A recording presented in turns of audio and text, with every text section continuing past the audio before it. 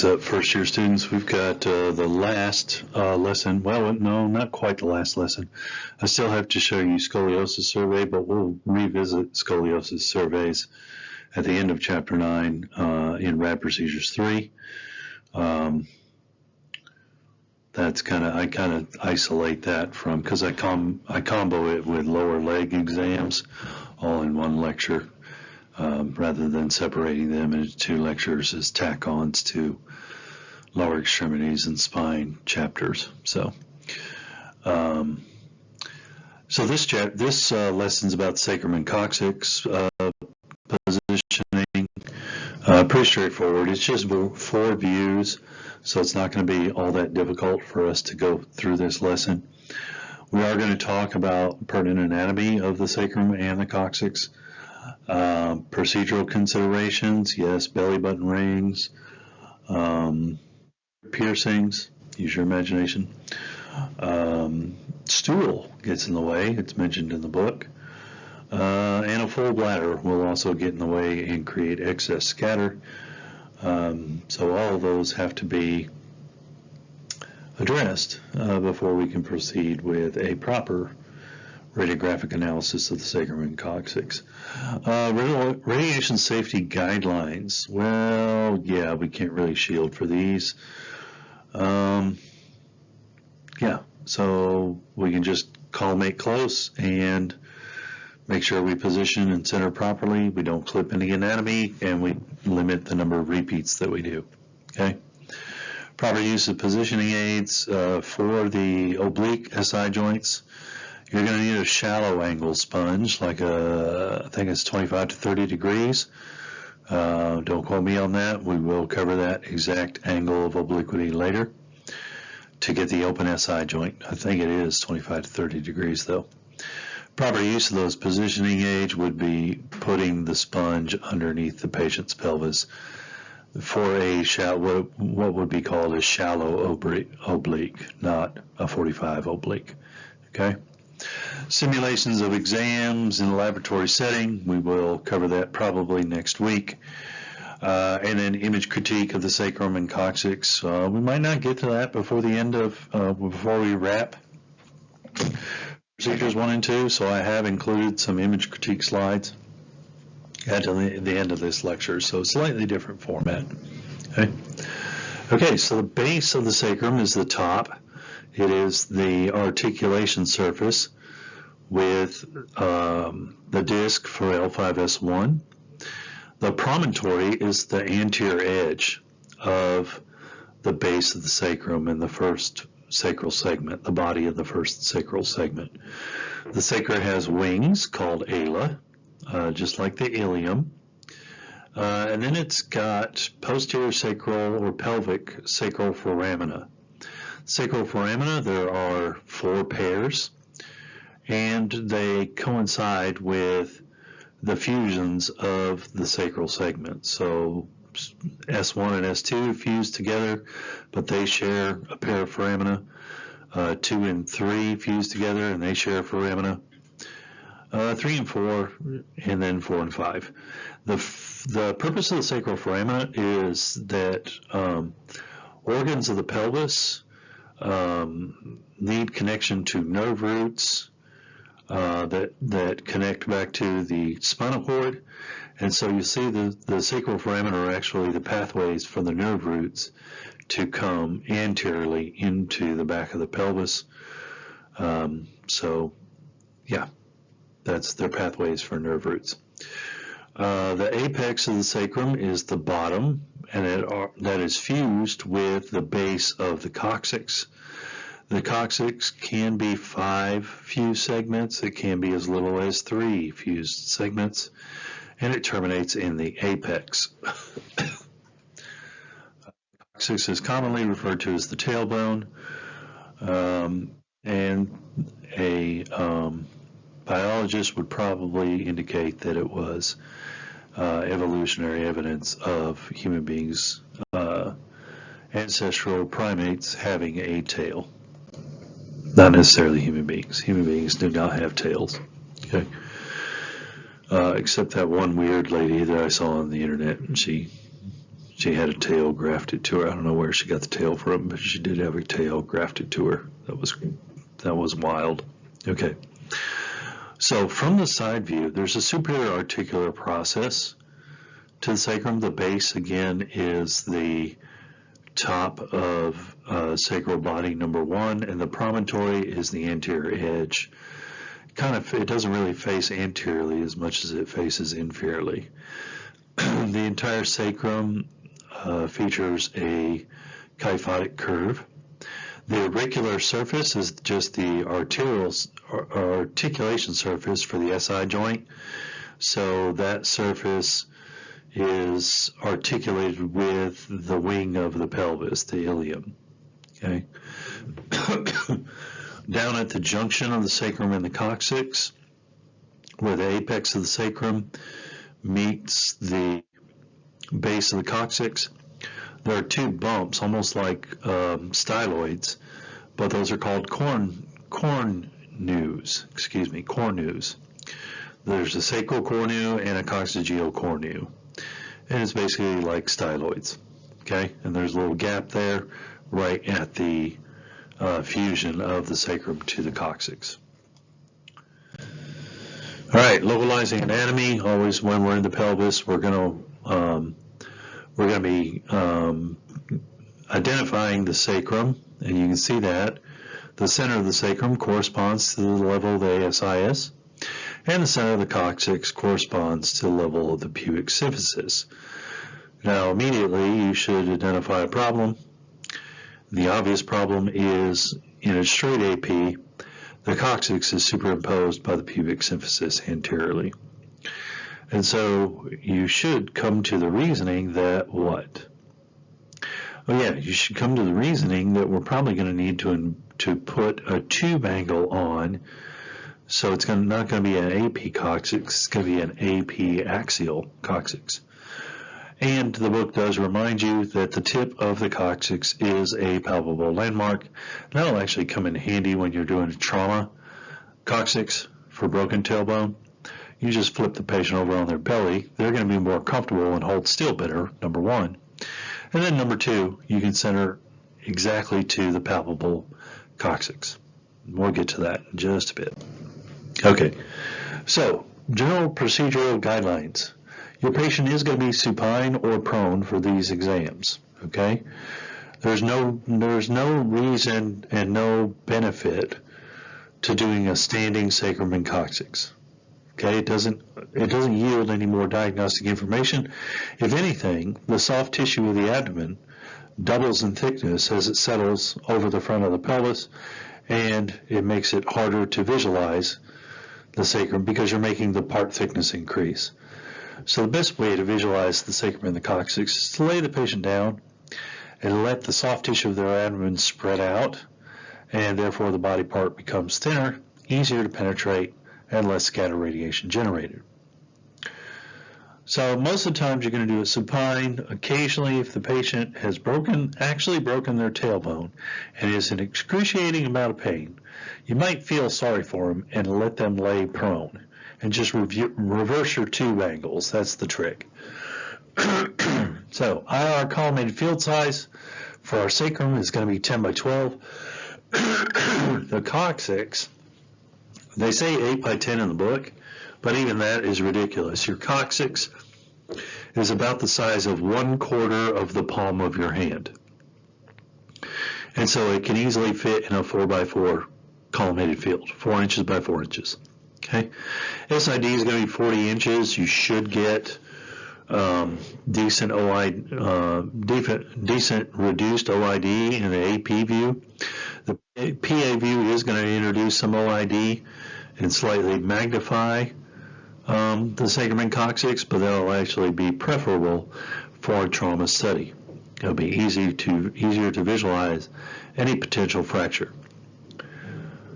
All right, ID markers, you should mark left or right because you're in the middle of the torso. And just make sure you're not obscuring pertinent anatomy when you place your markers. So for the sacrum, I would place it in the lower corner because the sacrum tapers in at the bottom, about S4 and S5. For the coccyx, you can place it in any corner because, again, the coccyx is only about 1/4 the size of your palm, and I recommended a 4x4 field, which is roughly the size, a little bit bigger than the size of everyone's palm.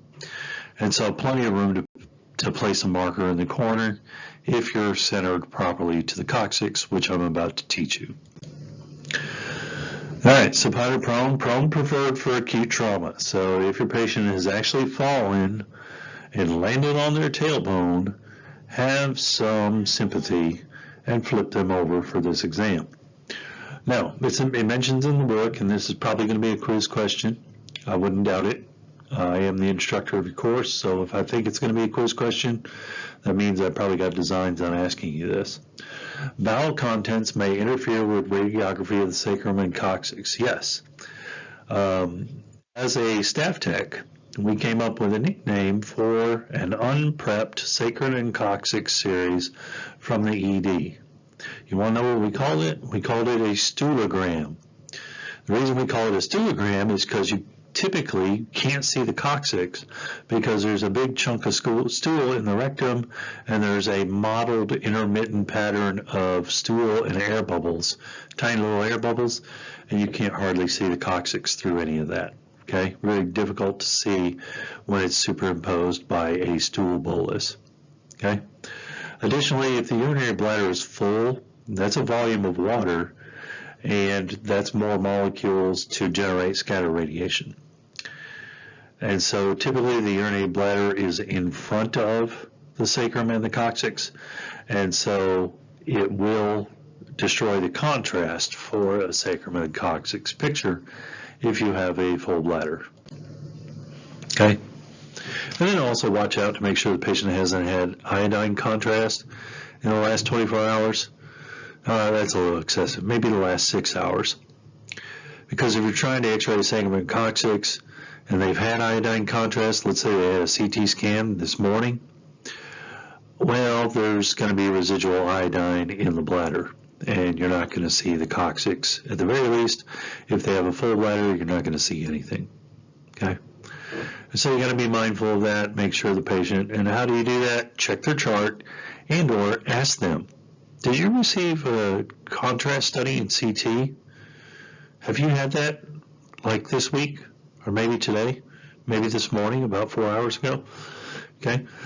Typically iodine has a low persistence, but you can see residual iodine excreting from the kidneys and filling up the bladder.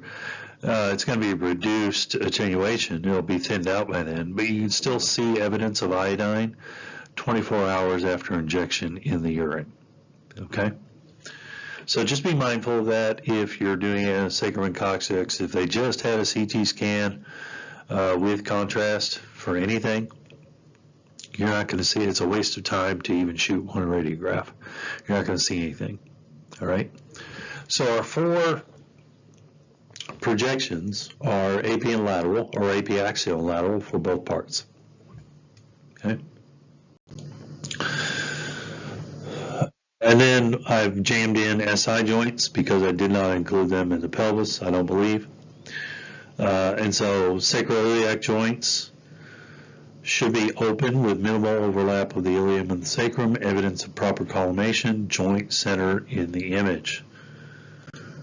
Now, how do we shoot oblique SI joints? Well, you're going to roll the patient 25 to 30 degrees, just a shallow oblique, and then you're going to center to a plane, a sagittal plane, 1 inch medial to the elevated ASIS. Okay, so I'll say that again. You are going to center to a sagittal plane, 1 inch medial to the elevated ASIS.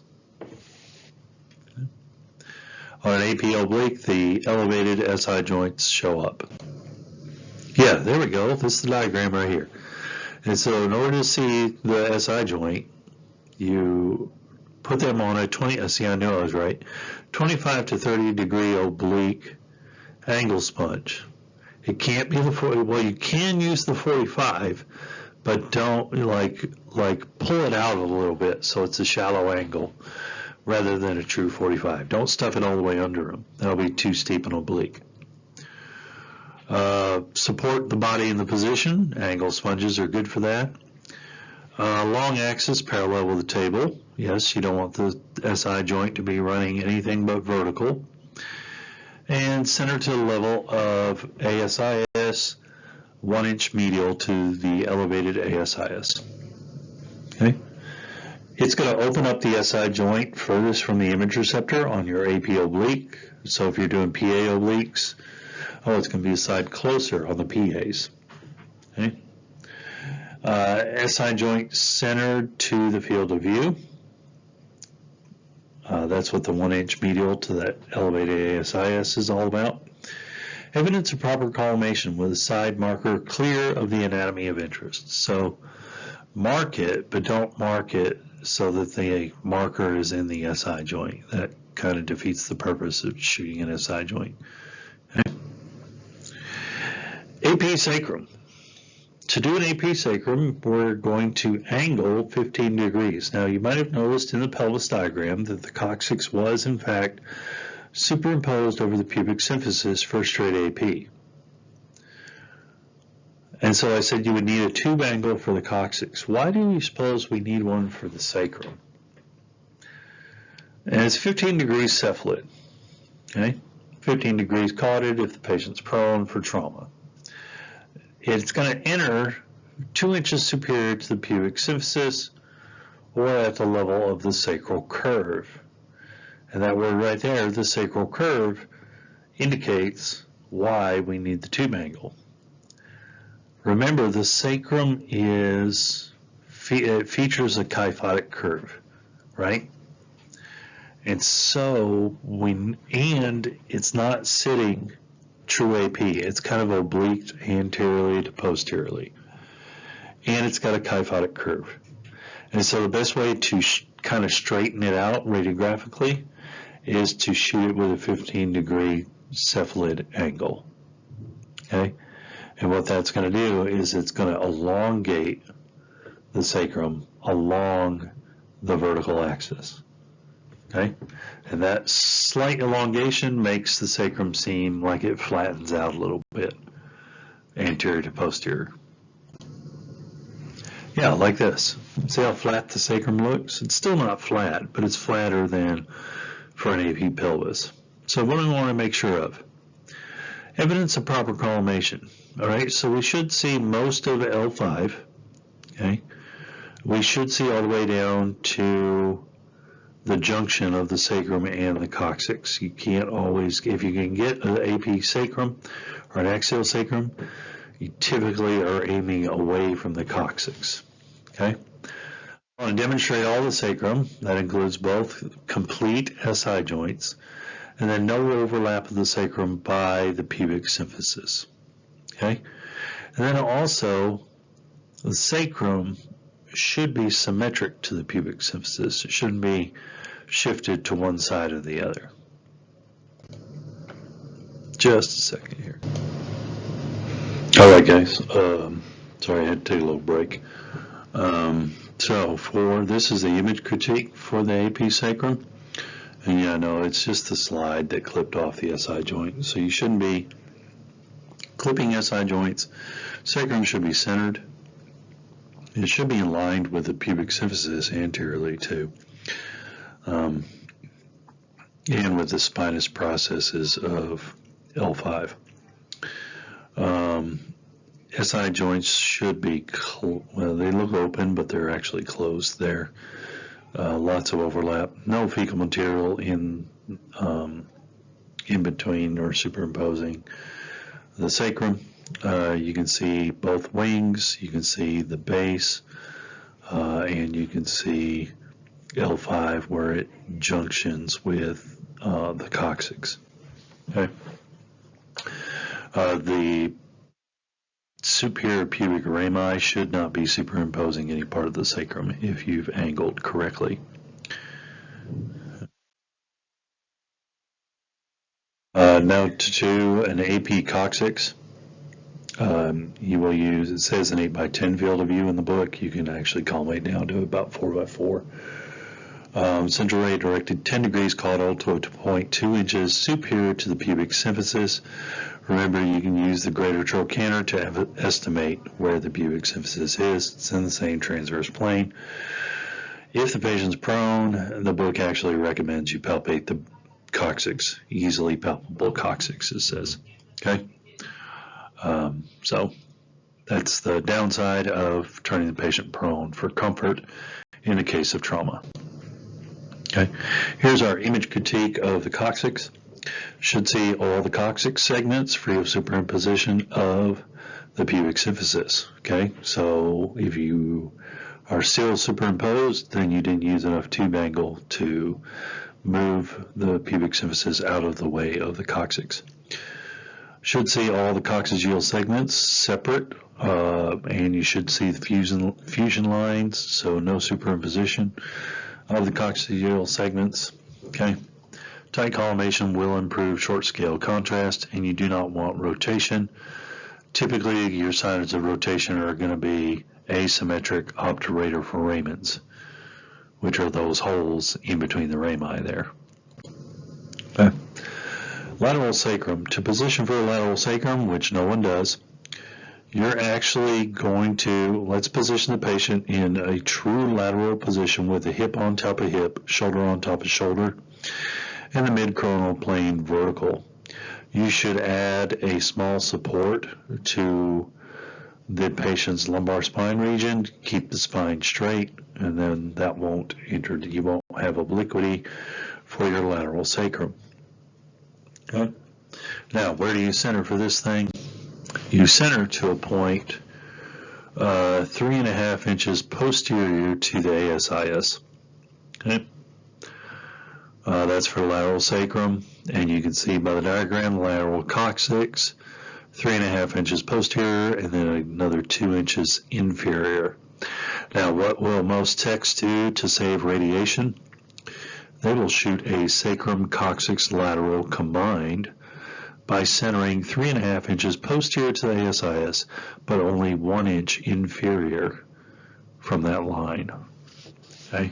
And then you're splitting the centering point between the two centering points described in the book. So here's your lateral coccyx. Remember, 2 inches inferior. If you're only doing a coccyx, yeah, center for the coccyx, but most of the time it's ordered as sacrum and coccyx series. And so you got to do all 4 projections, but you can combine the lateral of the upper and lower, the coccyx lateral and the sacrum lateral, into a single lateral, and I'll show you how to do that. Again, the lead rubber, just like the lumbar spine, you're going to generate excess scatter posteriorly. You want to clean that up before it hits your image receptor. Okay, and so here's our lateral sacrum and coccyx. You can see the left-hand radiograph is centered for the sacrum. Right-hand radiograph is isolated to the coccyx only. Sometimes for hypersonic patients, you will find that the coccyx is hard to see on an AP or a lateral sacrum, and so it might be worth your while to go back and do a spot of the lateral coccyx separately from lateral sacrum with really tight collimation.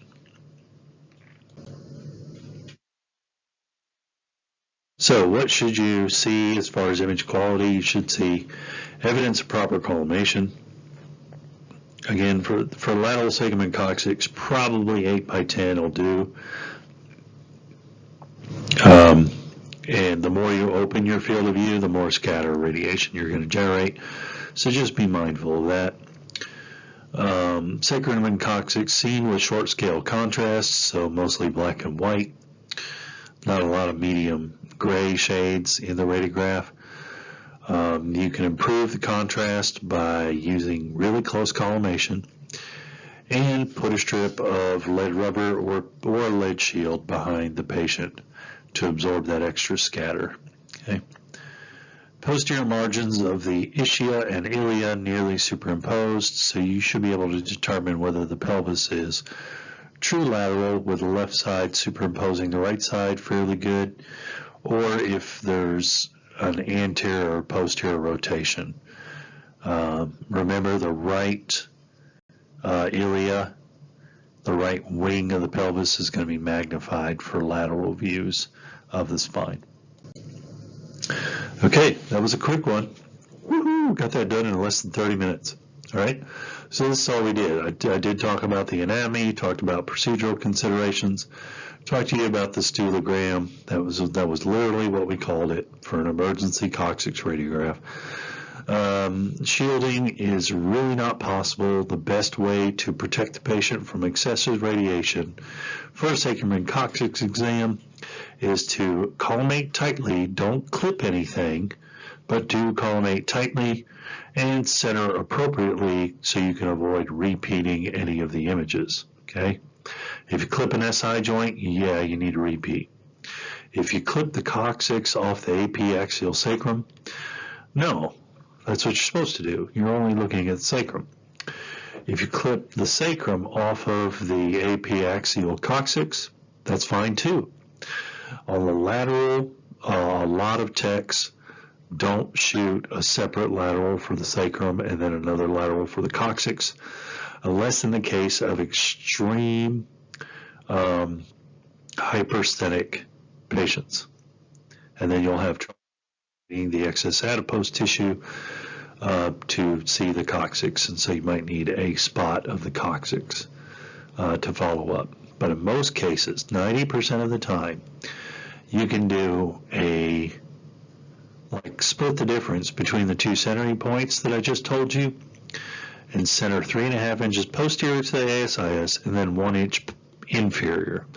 And that will be the halfway point between what the book describes as the centering point for the lateral sacrum and the centering point for the lateral coccyx. Okay? We will be doing simulations on Procedures Lab next week. Image critique, if I can find some before we wrap this class, I'll definitely stick those in front of your nose. Okay? Y'all take care. I'll see you guys tomorrow.